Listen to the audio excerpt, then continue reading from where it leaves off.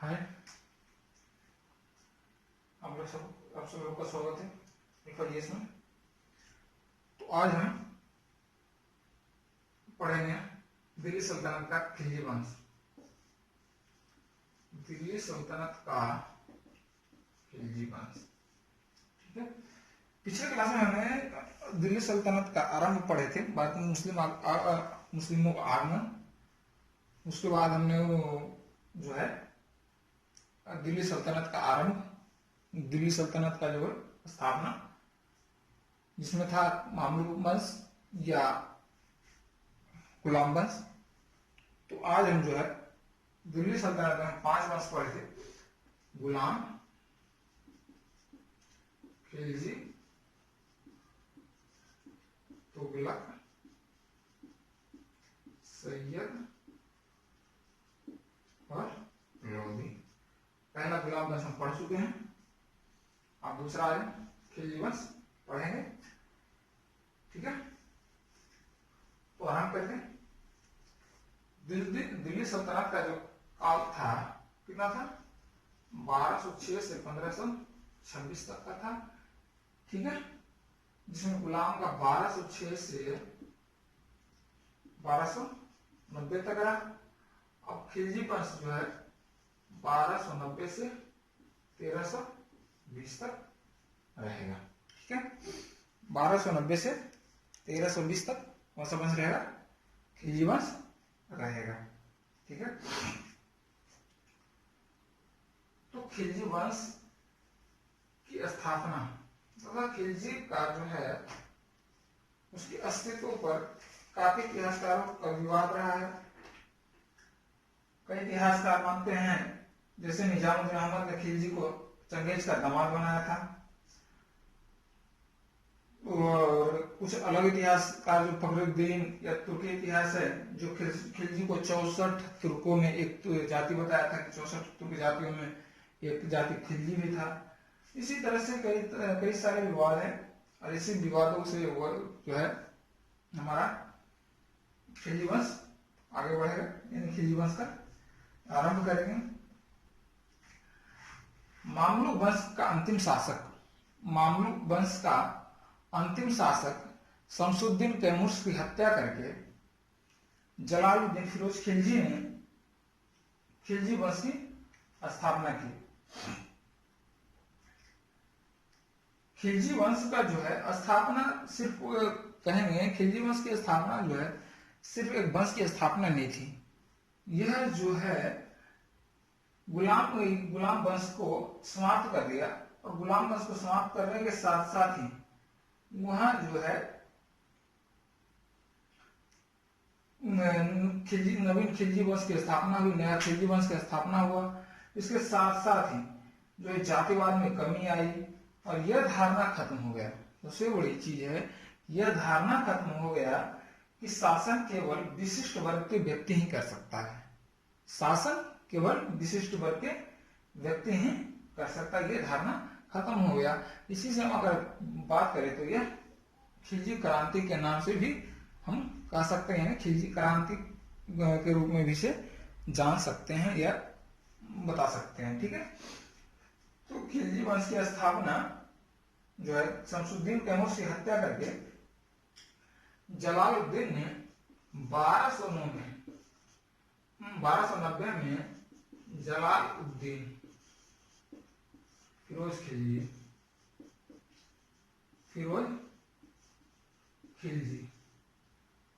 शमसुद्दीन तैमूर की हत्या करके 1290 में जलालुद्दीन फिरोज खिलजी ने खिलजी वंश की स्थापना की, या खिलजी वंश का नींव डाला, ठीक है। जब खिलजी वंश की स्थापना कर रहा था तो जलालुद्दीन जब ये आयु जो थी वो सर्वाधिक थी, यानी 70 साल की आयु थी। जलालुद्दीन की आयु जो था वह 70 वर्ष का था। सर महत्वपूर्ण क्वेश्चन है कि ये जो है ऑप्शनल में आएगा, जिसमें रहेगा प्री में क्वेश्चन आ सकता है कि जलालुद्दीन फिरोज खिलजी वंश की जब स्थापना कर रहा था तो उसकी जो है आयु कितनी थी। तो यह जो है 70 वर्ष की आयु थी। 1290 में इसने खिलजी वंश की स्थापना की तथा अपना राज्याभिषेक जो है महत्वपूर्ण है, अपना राज्याभिषेक दिल्ली में ना करा करके कहाँ करवाया, किलोखली में करवाया, किलोखली में करवाया। जलालुद्दीन फिरोज खिलजी अपनी 70 वर्ष की आयु में खिलजी वंश के शमसुद्दीन के मुर्श की हत्या करके खिलजी वंश की स्थापना की तथा अपना राज्याभिषेक कहाँ करवाया, किलोखली में करवाया। ठीक है। अगर बात करें तो यह जो है यह सुल्तान पूरे अपने जीवन काल में, पूरे अपने शासन काल में इसका शासन जो रहा जलालुद्दीन का 1290 से 1296, यानी काफी जो है कम समय का शासन रहा। काफी कम समय में यह जो है अपना उदार दृष्टिकोण अपनाया, क्योंकि उम्र ज्यादा था, उम्र ज्यादा होने के कारण भी क्या बोलता है कम शासन कर सका। दूसरा है जो जलालुद्दीन फिरोज की हत्या कर दी गई, ये नहीं है कि मतलब अपने आप मर गया ज्यादा भीड़ होने के कारण, इसका जो है हत्या कर दी। इसका भतीजा जो था कौन था, अलाउद्दीन खिलजी, 1296 में 22 अक्टूबर 1296 को इसकी हत्या कर दी गई।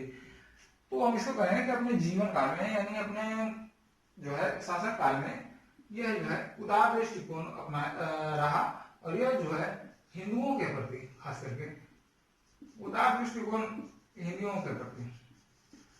उस समय जो था दिल्ली सल्तनत में जो है हिंदुओं के प्रति खास करके जो है असहिष्णुता था, हिंदुओं को मारा जाता था, हिंदुओं को धर्म जबरदस्ती प्रवर्तित कराया जाता था। लेकिन जो है जलालुद्दीन हिंदुओं के प्रति जो है अपना उदार दृष्टिकोण अपनाया। राइट।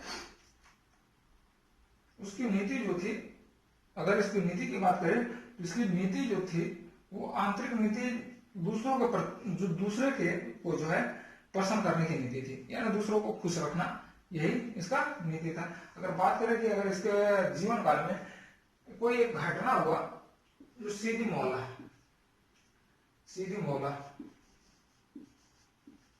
मौला नामक व्यक्ति था, जिसको इसने हाथी के पैरों के तले कुचलवा दिया। यह जो है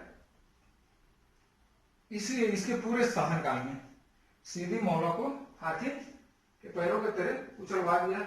इसके जीवन काल का यह एकमात्र क्रूर घटना के रूप में जाना जाता है। वैसे तो शासक है तो शासक अपना विद्रोह को दबाएगा, लड़ाइयां लड़ेगा।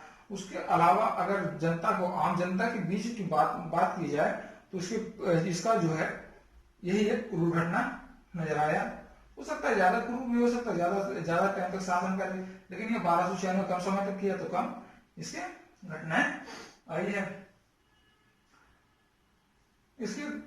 इसका जो है और महत्वपूर्ण घटना है 1292 में मंगोल आक्रमणकारी, 1292 में मंगोल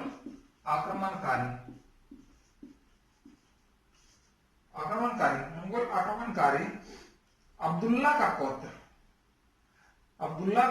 पौत्र कौन था? हकालू का पौत्र अब्दुल्ला का पौत्र नहीं, हकालू का पौत्र जो है अब्दुल्ला अपने 1.5 लाख सिपाहियों के साथ उसने भारत पर आक्रमण कर दिया और पंजाब के रास्ते जो है वो सुनाम तक आ पहुंचा। सुनाम दिल्ली के काफी नजदीक है। तो अलाउद्दीन ने इसे अब्दुल्ला की फौज को क्या किया? पराजित किया। इसकी सफलता को देख करके जलालुद्दीन ने जो है इसको अपना पुरस्कार दिया, काफी ऊंचा पद दिया। जब अलाउद्दीन और इसके अब्दुल्ला के बीच में जो है लड़ाई हो रही थी तो उसमें जो है अलाउद्दीन की विजय हुई और अंत में दोनों में संधि हुई। संधि के तहत जो है अब्दुल्ला अपने 4000 मुसलमानों को 4000 मुसलमानों को साथ यही रह गया। ठीक है,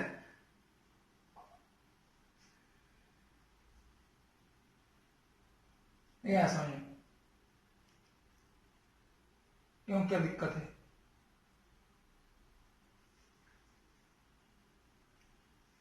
क्योंकि 1292 में हकालू का पौत्र अब्दुल्ला भारत पर आक्रमण किया और पंजाब के रास्ते हम तो पहले बताए थे कि जितना भी आक्रमण ज्यादा होता था तो इस रास्ते से होता था, हिंदू कुश पर्वत के माला के रास्ते, तो इस रास्ते से ही तुर्क आया था। तुर्क जो है इसी रास्ते से, अभी बताया था खिलजी जो था तुर्क था, और मंगोल भी उधर खिलजी भी था, मंगोल उधर से ही आता था, मंगोल आक्रमणकारी, और ये जो है इस रास्ते से आया और यहाँ जो है सुनाम पहुंच गए दिल्ली के पास, पंजाब के रास्ते होते हुए यह सुनाम तक पहुंच गया। और जो इसमें है अलाउद्दीन जिन्हें, अलाउद्दीन इस समय क्या, जलालुद्दीन का भतीजा अलाउद्दीन ने इसका जो है विरोध किया और इसको जो है हराया, इसको मंगोल को। और चंगेज खान कौन था? चंगेज का पौत्र अपने 4000, इसका नाम था उलुग खान। अपने 4000 समर्थकों के साथ, 4000 मंगोलों के साथ जो है भारत में रहने का जो है ठान लिया। अपने 4000 समर्थकों के साथ भारत में रह गया, जो नवीन मुसलमान कहलाया। यह जो है उलुग खान, पहले चंगेज का नाती जो था वो मुसलमान नहीं था, यहाँ मुस्लिम धर्म ग्रहण करके यहाँ जो बस गया, जो बाद में नवीन मुसलमान कहलाया। ठीक है, और बाद में जो है जलालुद्दीन अपनी पुत्री का विवाह इसी उलुग खान के साथ करवाया था। यहाँ तक तो कोई दिक्कत नहीं है, राइट? ठीक है, आगे बढ़े।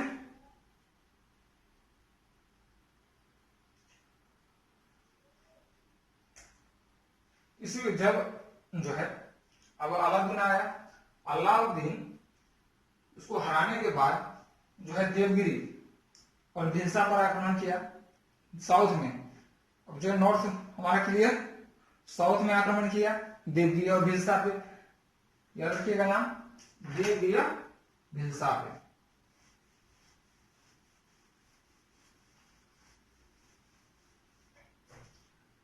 कहां आक्रमण किया? देवगिरी और भिलसा में। भिलसा पर उस समय जो है देवगिरी का शासक कौन था? रामचंद्र देव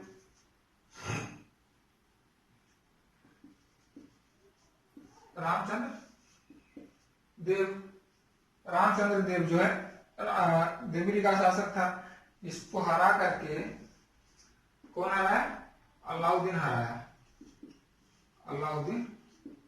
हराया। बड़ा कहानी मस्त है। अलाउद्दीन इसको हराने के बाद जो है इसको अपार संपत्ति प्राप्त हुई, अपार धन प्राप्त हुआ अलाउद्दीन को। जब अपार धन प्राप्त हुआ तो उसमें जो होता था लूट के धन को जो है राजा आधा करता था। जो है 1/5 भाग जो है जो लूटता था उसको देता था, 4/5 भाग राजकोष में जमा होता था। अलाउद्दीन से को हराया और अलाउद्दीन हराया, उसको अपार धन की प्राप्ति हुई। इस धन को देखते हुए जलालुद्दीन के अमीरों ने सलाह दिया, अमीर जो उसमें सलाहकार होता था, अमीरों ने यह सलाह दिया कि अलाउद्दीन को जो है रास्ते में लूट लिया जाए। जब रास्ते में लूट लिया जाएगा तो वह धन जो है पूरा का पूरा किसको मिल जाएगा? जलालुद्दीन को। लेकिन जलालुद्दीन ने इस पर कोई ध्यान नहीं दिया, क्योंकि वो जानता था कि हमारा भतीजा, कोई दिक्कत की बात ही नहीं है। इसी दौरान जो है अलाउद्दीन जो है इसकी हत्या का षड्यंत्र रच रहा था। जलालुद्दीन की हत्या का षड्यंत्र रच रहा था, जो अपने भाई अल्मास अल्मास बेग की सहायता लिया। ठीक है, अल्मास बेग की सहायता से जलालुद्दीन की हत्या का षड्यंत्र रचने लगा, जो बाद में जो है अल्मास बेग को अपने गद्दी पर बैठने के बाद जो है अल्मास बेग को उली खाक की उपाधि भी प्रदान किया था। ठीक है, अलाउद्दीन ने हत्या का षड्यंत्र रच करके 22 अक्टूबर 1296 को अपने उदार चाचा की हत्या कर दी और हत्या करके दिल्ली की गद्दी को हथिया लिया, अर्थात दिल्ली सुल्तानत को अपने वश में कर लिया। राइट, अब बात करते हैं कि इसमें जो है इसमें बर्नी ने कहा था, इसमें इतिहासकार बर्नी ने कहा था राज्याभिषेक पर कि शहीद सुल्तान के कटे सर से अभी रक्त टपक ही रहा था कि शाही चंदोबा अलाउद्दीन के सिर पर रख दिया गया और उसे सुल्तान घोषित कर दिया। अर्थात कहने का मतलब है कि भी लोग जो है उसके शोक से उबर भी नहीं पाए थे कि उसका जो है भाई हम शासक हैं, जो शासक राजा बन गए तो उसको राजा बना दिया। राइट, अब उसके बाद आता है हत्या कर दिया। उसकी हत्या करने के बाद कौन आ गया खिलजी वंश में? जलालुद्दीन तो मर गया। जलालुद्दीन के मरने के बाद अब कौन आ गया? अब आ गए अलाउद्दीन खिलजी। इसका शासन 1290 से 1316 था। ठीक है, 1290 से 1316 तक।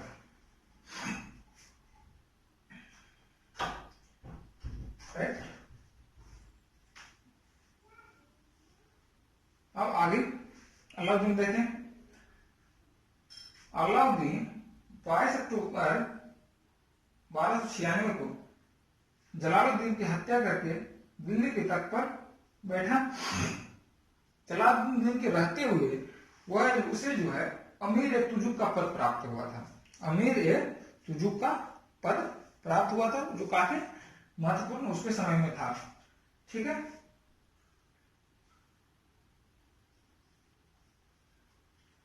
अलाउद्दीन के समय जो है जब ये हत्या करके बैठा, हत्या करके जब बैठा तो ये अपने आप शासन है। इसके समय निरंकुशता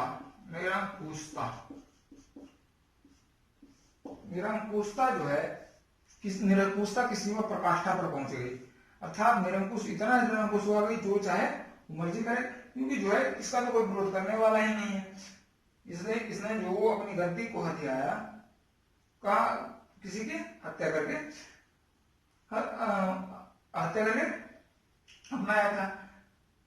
अलाउद्दीन के राज में कुछ विद्रोह हुए, जिसको प्रारंभिक विद्रोह भी कह सकते हैं, जिसमें 1299 में गुजरात का सफल अभियान किया। 1299 में जब गुजरात का अभियान किया था तो उसके बहन को बटवारे लेकर क्या होता है, नवीन मुसलमानों का विद्रोह किया गया। उसके बाद जिसका विद्रोह को 1299 में किसने किया? नवीन मुसलमान, चंगेज का मुसलमान। कौन था? चंगेज खान का पौत्र था। उसके बाद जो है जिसका किसने किया? नुसरत खान ने इसका विद्रोह को दबाया। दूसरा विद्रोह अलाउद्दीन के भतीजे अकद खान द्वारा किया गया। ठीक है, उसने मंगोलों की सहायता से अकद खान जो है मंगोलों की सहायता प्राप्त करके अलाउद्दीन को प्राणघातक हमला किया, जिसके बाद जो है उसे पकड़ करके अलाउद्दीन उसे मरवा दिया। तीसरा आक्रमण जो था उसके अलाउद्दीन के बहन का लड़का जो था मलिक उमर एवं मंगू खां था, उसको भी पकड़ के मरवा दिया। दोनों को मारकर उसकी हत्या कर दी। चौथा जो था दिल्ली का हाजी मौला किया, उसको भी दबाया। देखा रहा था कि अलाउद्दीन जो है हमारे काल में विद्रोह जो है बढ़ता जा रहा है। विद्रोह जो बढ़ता जा रहा है तो इसने विद्रोह के कारण को अध्ययन किया। विद्रोह को कारण का अध्ययन कर उसे समाप्त करने का सोचा कि अगर इसका जो विद्रोह बढ़ रहा है, विद्रोह क्यों बढ़ रहा है, इसका कारण जाना जाए। इसलिए उसने विद्रोह के कारण को पढ़ा, विद्रोह के कारण को अध्ययन किया। विद्रोह के कारण को अध्ययन करने के बाद उसने 4 अध्यादेश जारी किया। विद्रोह के कारण जो है अध्ययन करके 4 अध्यादेश जारी किया, 4 अध्यादेश जारी किया। ठीक है, 4 अध्यादेश जारी किया, जिसमें पहला अध्यादेश क्या था? पहला अध्यादेश था कि जो है अमीरों को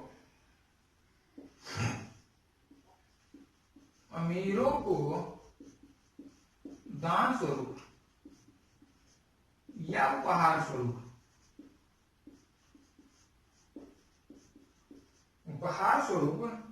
जो धन प्राप्त था या जमीन जो भूमि जागीर के रूप में दिया गया था, उसको जब्त कर लिया, या तो जब्त कर लिया या अत्यधिक कर लगा दिया गया, जिससे जो है अमीरों के पास धन का अभाव हो। जब अमीरों के पास धन का अभाव हो जाएगा तो उससे जो है विद्रोह का सवाल ही नहीं हो सकता। जब विद्रोह हो जाएगी तो उसको आर्थिक स्थिति ठीक होगा तभी विद्रोह कर पाएगा। तो दूसरा में इसने क्या किया? गुप्तचर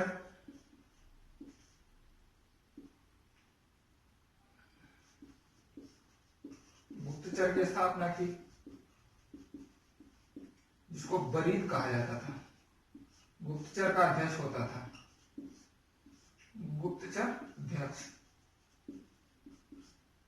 गुप्तचर अध्यक्ष, और मुनहीन एक होता था जिसको कहते गुप्तचर होता था, मुनहीन जो गुप्तचर होता था। ठीक है, याद रखिएगा। अलाउद्दीन के समय मुनहीन किसको कहा जाता था? बरीद या मुनहीन किसको कहा जाता था? मुनहीन गुप्तचर को और बरीद गुप्तचर अध्यक्ष को। उसके बाद तीसरा अध्यादेश, 4 अध्यादेश। तीसरा हो गया मद्यपान निषेध। भांग खाना बंद करो। ठीक है, जुआ खेलना बंद करो आदि जो है इसने बंद करवा दिया। चौथा जो है बहुत इंपॉर्टेंट, अमीरों को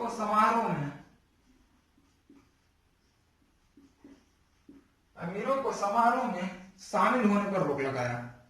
यानी जो है अमीर बिना इजाजत के शादी समारोह में जो है नहीं जा सकते थे, या जो वैवाहिक संबंध नहीं स्थापित कर जा सकते थे बिना किसके? सुल्तान के। और ये जब चारों अध्यादेश सुल्तान ने लगा दिया, अलाउद्दीन ने लगा दिया, तो जो है विद्रोह काफी कम हो गया। यह अध्यादेश से जो है काफी सफलता प्राप्त हुआ। ठीक है,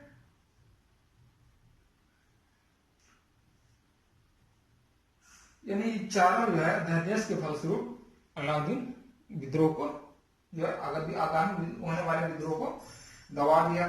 जब आगामी जो है विद्रोह को उसने दबाया, विद्रोह खत्म हो गया, तब जो है अपने राज्य विस्तार की सोची, राज्य को विस्तार करने की सोची। ठीक है, तो सबसे पहला इसका जो था राज्य विस्तार में गुजरात विजय। अलाउद्दीन का जो पहला था वह क्या था? गुजरात विजय। गुजरात विजय 1298। गुजरात विजय के लिए किसको भेजा? अलाउद्दीन ने उलुग खान और मुशर्रफ खान को भेजा। उलुग खान कौन था? अलमास बेग, जिसका जो है उपाधि दिया था उलुग खान का। अलमास बेग उसका भाई था। उलुग खान और मुशर्रफ खान को गुजरात भेजा। वहां के राजा बघेल खान को हरा करके वहां पर अधिकार कर लिया। ठीक है, उसके बाद जो है देवगिरी के राजा को हरा करके उसमें आक्रमण कर लिया, उसको जो है विजय प्राप्त कर लिया। इसी विजय के दौरान, गुजरात विजय के दौरान दिल्ली सल्तनत में आता है मलिक काफूर का नाम। ठीक है, मलिक काफूर का नाम आता है। मलिक काफूर को जो है नुसरत खान ने खरीदा था, एक व्यापारी से नुसरत खां से खरीदा था। मलिक काफूर मूलतः एक हिंदू हिजड़ा था। मलिक काफूर मूलतः एक हिंदू जाति का हिजड़ा था। चूंकि यह 1000 दिनार में खरीदा गया था, इसीलिए 1000 दिनारी के नाम से भी जाना जाता था। इसे जो है 1000 दिनारी के नाम से भी जाना जाता था। 1298 में जब गुजरात विजय से वापस आ रहा था तो मलिक काफूर को इसने सुल्तान को तोहफे के रूप में पेश किया। 1307 में सुल्तान ने मलिक काफूर को इसकी जो बहादुरी को देखकर, जो भी है इसकी बहादुरी को देखकर 1307 में सुल्तान ने इसे मलिक के नायक बना दिया। इसे जो है मलिक ए नायक बना दिया। ठीक है, उसने अपने मलिक के नायक के पद पर रहते हुए उसने देवगिरी विजय, वारंगल, द्वार समुद्र, मालाबार, मथुरा को जीतकर दिल्ली सल्तनत के क्या अधीन कर दिया। और इसे जो है सफलता से प्रभावित होकर अलाउद्दीन का जो है सबसे विश्वस्त अधिकारी बन गया। लेकिन जो है 1316 आते जो है मलिक काफूर की महत्वाकांक्षा बढ़ गई, इतनी ज्यादा बढ़ गई, वह सुल्तान बनना चाह रहा था। 1316 में अलाउद्दीन की मृत्यु हो गई तो वह जो है अलाउद्दीन के नाबालिग लड़के को सिंहासन पर बैठा दिया और उसके दोनों आंख अंधे कर दिए। दोनों आंखों को फोड़ कर दिया और फोड़ करके गद्दी हथियार लिया। परंतु जो है अलाउद्दीन के वफादार जो थे वो उसके वफादार मलिक काफूर को मार दिया। इसने जो है कुल 35 दिन 35 डेज दिल्ली की गद्दी पर बैठा। राइट। दूसरा भी है 1299 में जैसलमेर का। 1299 में जैसलमेर कहा जाता है कि जैसलमेर के राजा द्वारा जो है सुल्तान का घोड़ा चुराया गया था, इसीलिए जैसलमेर पर विद्रोह जो है आक्रमण कर दिया और उसे जैसलमेर को जीत लिया। उसके बाद रणथंभौर। ठीक है,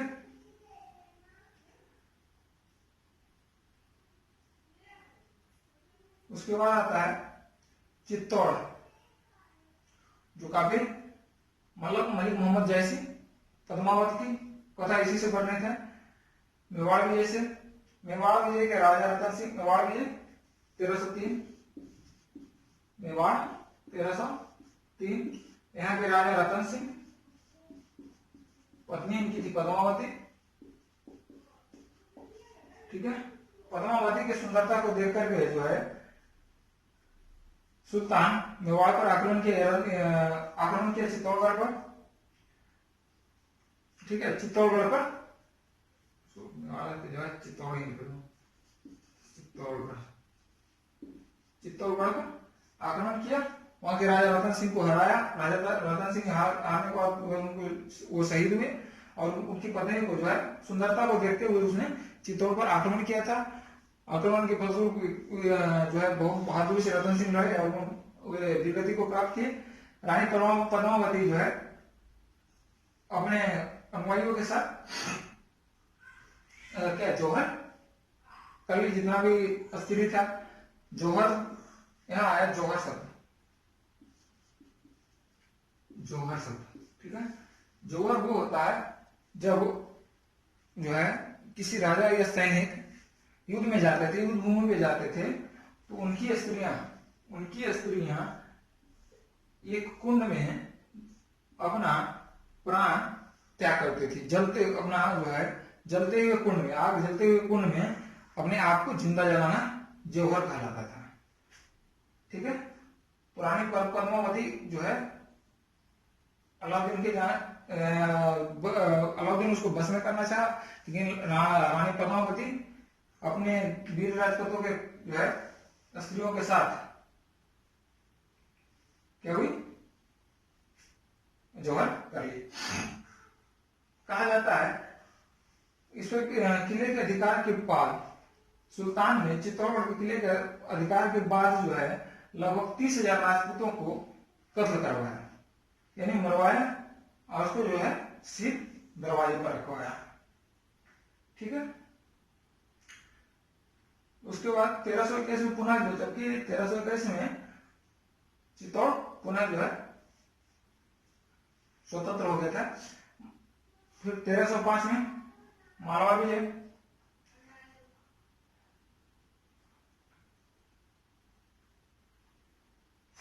उसके बाद आ जाता है अलाउद्दीन का दक्षिण विजय। अलाउद्दीन का दक्षिण विजय। अभी तक नॉर्थ इंडिया में लगभग जीत लिया, अब आता है साउथ इंडिया। साउथ इंडिया में पहला देवगिरी जिसे हराया रामचंद्र देव को, तेलंगाना में काकतीय वंश को, उसके बाद द्वारकामुद्र के होयसल को। देवगिरी को जो है 1307 से 1308 पहली बार आक्रमण देवगिरी को कब किया था अलाउद्दीन 1292 में। देवगिरी को 1307 में जो है पूर्णतः जीत लिया। तेलंगाना में काकतीय वंश का शासक था, जिसका जो है तेलंगाना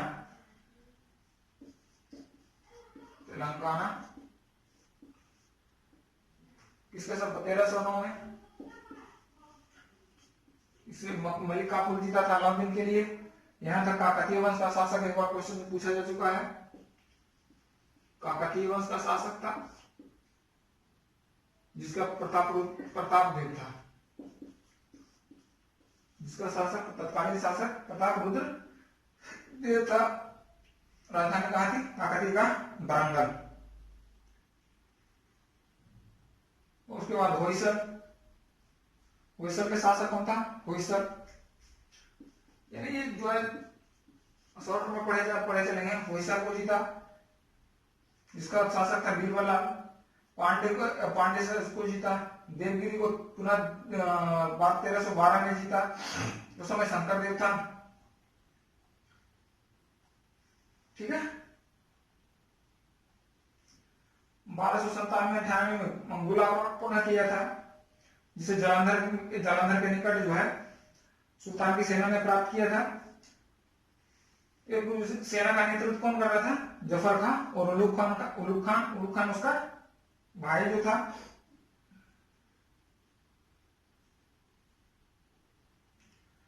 अब जो है आक्रमण के फलस्वरूप अब जो है एक साम्राज्य को जीत करके साम्राज्य को बनाए रखना, साम्राज्य को अस्थिर रखना। उसके जो है अस्थिर कब रखेगा, जब वहां की जनता खुश रहेगी, वहां पे जो है प्रशासनिक सुधार किया जाएगा, तभी वहां जनता में क्या रहेगा सुधार होगा। तो इस सुधारों को देखते हुए जो है अलाउद्दीन ने प्रशासनिक सुधार करने की सोचा। ठीक है। तो इसके जो है प्रशासनिक पहले तो जो होता था प्रशासनिक सुधार के लिए मंत्री होता था, मंत्री को सलाह मांगता था, लेकिन जो ये निरंकुश था, क्या था निरंकुशता जो है इसके चरम सीमा पर थी अलाउद्दीन के। लेकिन फिर भी इसके जो था 4 महत्वपूर्ण मंत्री परिषद था। पहला जो था दीवान विजारत। कौन था दीवान ए विजारत। 4 मंत्री पद दीवान ए विजारत कहीं दीवान वजारत भी कहा जाता था। इसका जो मुख्यमंत्री होता था वजीर कहा जाता था। इसका मुख्यमंत्री मुख्यमंत्री को वजीर कहा जाता था। यह सर्वाधिक जो है शक्तिशाली होता था। सबसे ज्यादा सुल्तान के बाद जो है महत्वपूर्ण विभाग जो था वो वजीर, जिसका मुखिया होता था वजीर, वो सुल्तान के बाद सर्वाधिक शक्तिशाली होता था। दूसरा होता है दीवान अर्ज। दीवान अर्ज कहीं कहीं आदिज भी होगा। सेना से संबंधित था, सैन्य मंत्री होता था मुख्यमंत्री। उसके बाद सैन्य मंत्री दीवान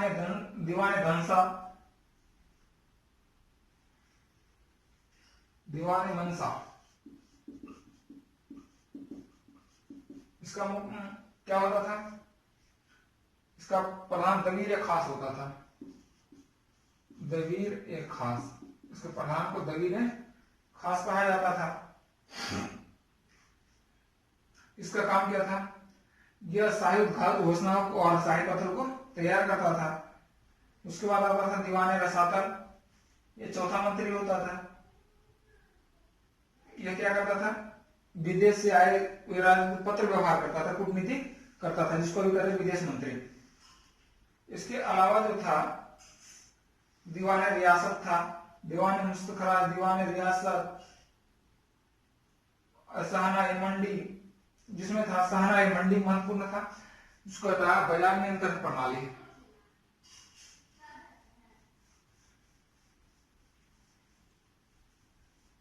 लाउदी बाजार नियंत्रण प्रणाली को अपनाया, जिसका होता था सहना ए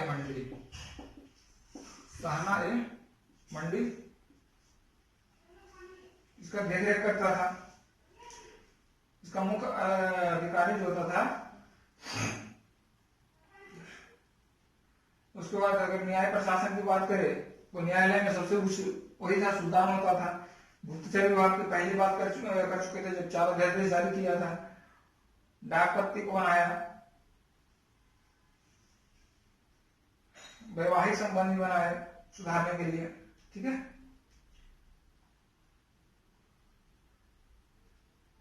सुल्तान जो है अपने प्रांतीय प्रशासन को सुधारने के लिए उसने अपने साम्राज्य को प्रांतों में विभाजित किया।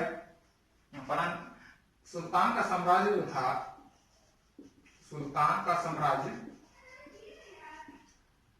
11 प्रांतों में विभक्त था। सुल्तान का साम्राज्य 11 प्रांतों में विभक्त था, जो साउथ में था।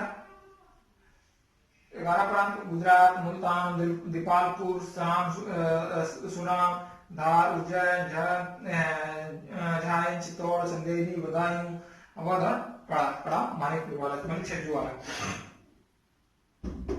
ठीक है।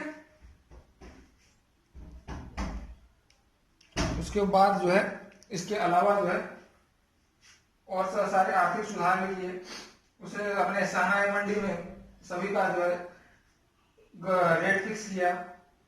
जैसे अमीर खुसरो के अनुसार जो है अनाजों का मूल्य में 7.5 जीतल प्रति मन गेहूं का दाम था, 5 जीतल प्रति मन चावल का दाम था, 4 जीतल प्रति मन उड़द का दाल था। इसी तरह से पूरा का पूरा जो है नियंत्रण किया, मूल्य को जो है बनाया कि इस मूल्य से कोई ज्यादा, इस रेट से कोई ज्यादा को नहीं बेच सकता है, और बाजार को जो है एक समान दर से बेचने की कोशिश किया, ठीक है। इसके अलावा अगर कोई बेचना चाहता था तो सबसे पहले वो जो है दीवान रियासत में जाकर किसी व्यापारी को, अगर सहना मंडी में बाजार में कोई सामान बेचना होता था तो सबसे पहले दिल्ली आकर के वो व्यापारी को दीवान रियासत में अपना नाम लिखवाना पड़ता था और उसे बताना पड़ता था कि जो है हम कौन सा सामान बेच रहे हैं, ठीक है। इसी तरह जो घोड़ा दागने की प्रथा भी अपनाया। जो है सैनिकों को चेहरा जो है उंगलियां लिखने का जो है प्रथा चलाया।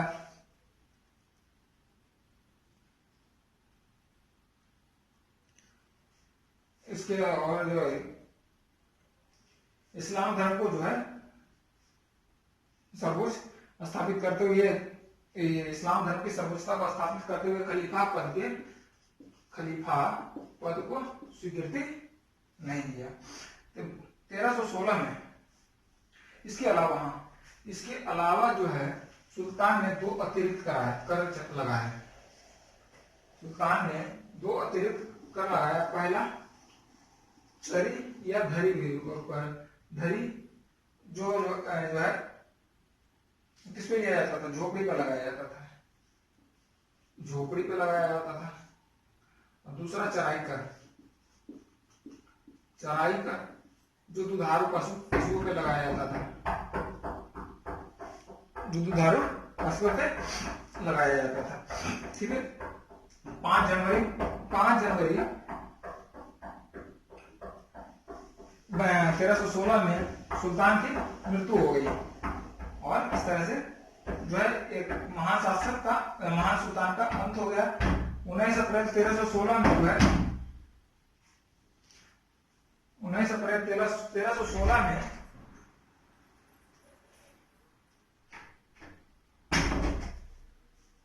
क्या कह रहे थे, 19 अप्रैल 1316 में मुबारक खिलजी जो है दिल्ली की गद्दी पर बैठा। 19 अप्रैल 1316 में मुबारक खिलजी गद्दी पर बैठा। यह जो मान लिया जाए इसको जो है, और एक शासक ही कहा था, यह पूर्णतः विलासी था। इसे नग्न स्त्री पुरुष का संबंध जो है काफी प्रसिद्ध था। कभी कभी जो है दरबार में स्त्रियों को कपड़ा पहन के आया जाता था और जो है दरबार में नंगा होकर दौड़ा करता था।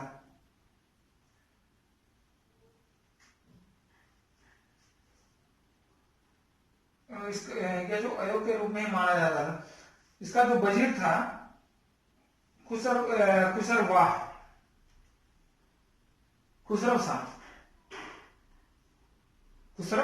शाह 15 अप्रैल 1320 में इसकी हत्या कर दी। 15 अप्रैल 1320 में इसकी हत्या करके गद्दी पर बैठा। जो नसीरुद्दीन खुसरो शाह जो था, यह हिंदू से परिवर्तित मुसलमान था, हिंदू से मुसलमान बना था। इसी से नसीरुद्दीन खुसरो शाह, याद रखिएगा, खुसरो शाह 1320 में गद्दी पर बैठा था। यह जो है हिंदू से परिवर्तित मुसलमान था। इसने दो मुसलमानों के लिए दो जो है नारे लगाए, इस्लाम खतरे में है, इस्लाम खतरे में है। दूसरा, पहला हो गया इस्लाम खतरे में है, दूसरा इस्लाम का शत्रु, जो आज करके जिहादों के रूप में यही शब्द का प्रयोग होता है, जिसका प्रचालन कौन किया था? नसीरुद्दीन खुसरो शाह। 1320 में गाजी मलिक और खुसरो शाह के मध्य युद्ध हुआ, जिसमें खुसरो शाह पराजित हुआ। खुसरो शाह जो है निजामुद्दीन औलिया को, उस समय था निजामुद्दीन औलिया उसके दिल्ली का शेख, दिल्ली के शेख निजामुद्दीन औलिया को धन देकर के अपने पास में मिला दिया, लेकिन जो है उसका काम नहीं आया और जो है गाजी मलिक उसको हरा दिया। 8 सितंबर 1320 को गाजी मलिक गयासुद्दीन तुगलक के नाम से गद्दी पर बैठा। 1320 में गाजी मलिक गयासुद्दीन तुगलक के नाम से गद्दी पर बैठा। ये हमारा खिलजी वन। सबसे इंपॉर्टेंट इसमें क्या था? अलाउद्दीन खिलजी।